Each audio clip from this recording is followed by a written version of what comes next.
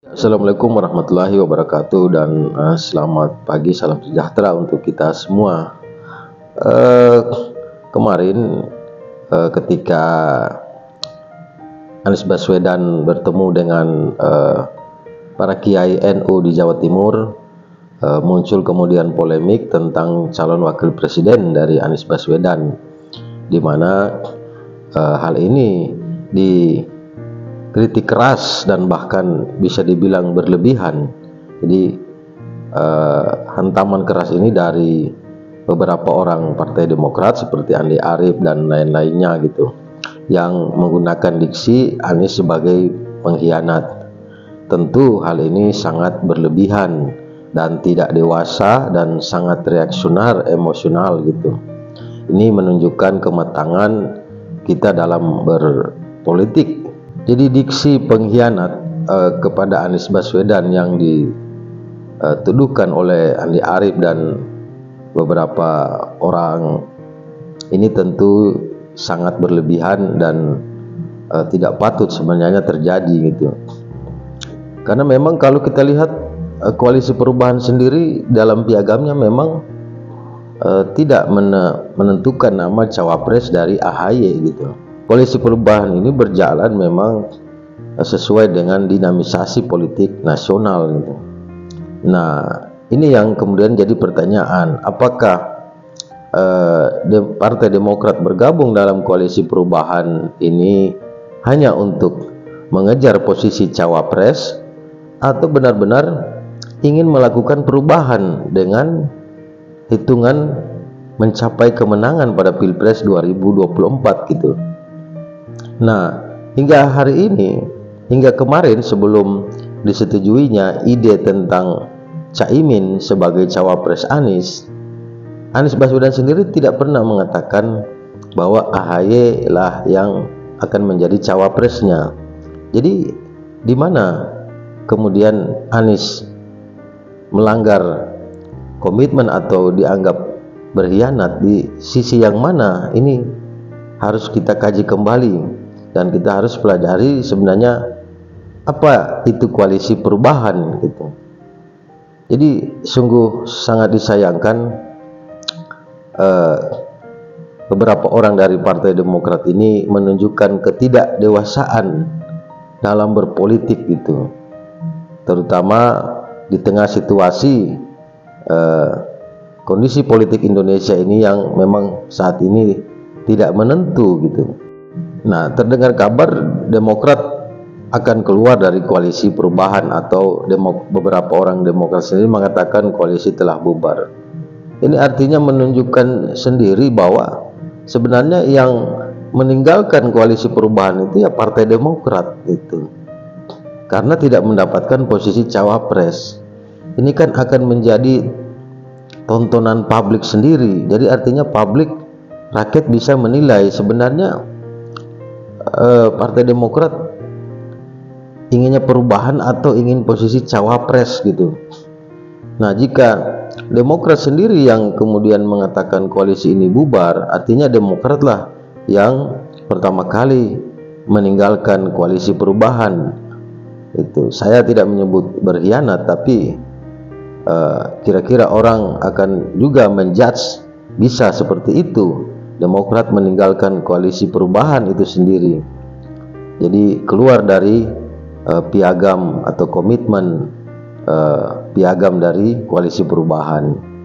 Ini sebenarnya bisa disiasati dan dikomunikasikan, tapi emosional yang sangat reaktif tentu itu bisa merusak pendidikan politik Indonesia hari ini.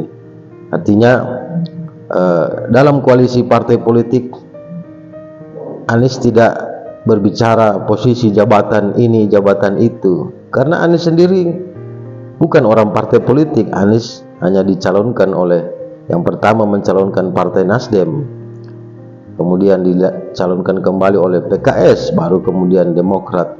Nah, ketika Partai Demokrat yang kemudian meninggalkan Anies dengan berbagai macam alibi atau emosi karena tidak mendapatkan posisi cawapres, tentu masyarakat akan menilai apakah serius Demokrat ingin mengusung perubahan Indonesia mencapai kemenangan sehingga Indonesia berubah, atau Demokrat hanya obsesi semata untuk partainya sendiri dengan mendapatkan posisi cawapres. Kalau kita lihat selama ini, Partai Nasdem telah banyak berkorban demi mengusung Anies Baswedan sebagai calon presiden. Tekanan dan hantaman terhadap Partai Nasdem itu sungguh berat. Kalau kita lihat bagaimana kemudian salah satu menteri dari Nasdem itu mendapatkan persoalan, bahkan kemudian hampir 2 menteri. Begitupun dengan bisnis-bisnis dari Surya Paloh sendiri yang memang itu ditekan dan diblokir, dan begitu juga dengan beberapa orang dari Partai Nasdem yang itu mendapatkan intimidasi politik. Itu Nasdem telah banyak berkorban secara logistik dan tentu saja secara moralitas gitu. Jadi ini juga yang harus dilihat oleh kawan-kawan dari Partai Demokrat agar bisa lebih menyadari kondisi diri sendiri dan kondisi lingkungan dari koalisi partai politik. Tentu hal ini akan menjadi catatan sejarah kita ke depan bahwa membangun koalisi benar-benar untuk perubahan ikhlas tanpa syarat itu memang sangat sulit itu, karena banyak partai politik yang berkoalisi itu hanya demi jabatan menteri atau cawapres. Anies bukanlah orang partai politik. Anies menyerahkan semuanya kepada partai politik. Itu Anies hanya ingin bagaimana Indonesia itu berubah, bagaimana koalisi perubahan itu menang, bukan kalah. Karena kalau kita lihat, Partai Nasdem sendiri tentu menghitung bahwa koalisi perubahan ini harus menang dalam politik. Ini adalah kompetisi, bagaimana kompetisi itu dimenangkan, bukan hanya sekedar kontestasi gitu. Kita akan kemudian membayangkan bagaimana jika koalisi perubahan itu kalah. Tentu Nasdem akan menjadi korban utama dari percaturan politik ini, dan Partai Demokrat tentu itu hanya akan mendapatkan hal yang biasa saja, tidak seperti kerugian besar dari Partai Nasdem gitu. Lagi-lagi dalam politik itu yang dikejar adalah kemenangan, dan tentu Partai Demokrat sudah paham akan hal ini.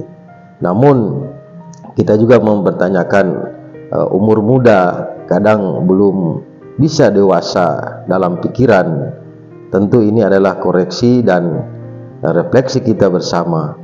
Anies bukanlah orang partai politik. Anies hanya diusung oleh partai-partai politik, dan kalau kemudian partai politik itu yang berantem, tentu Anies akan merasa ada hal yang harus dibenahi gitu. Relawan Anies sendiri tetap tegak lurus kepada Anies Baswedan, siapapun wakilnya, yang penting Anies presidennya. Relawan Anies sendiri juga telah banyak berkorban harta, berkorban tenaga, pikiran, bahkan mungkin jika dibutuhkan berkorban nyawa. Relawan Anies tentu siap demi kemenangan untuk perubahan untuk kemenangan rakyat Indonesia.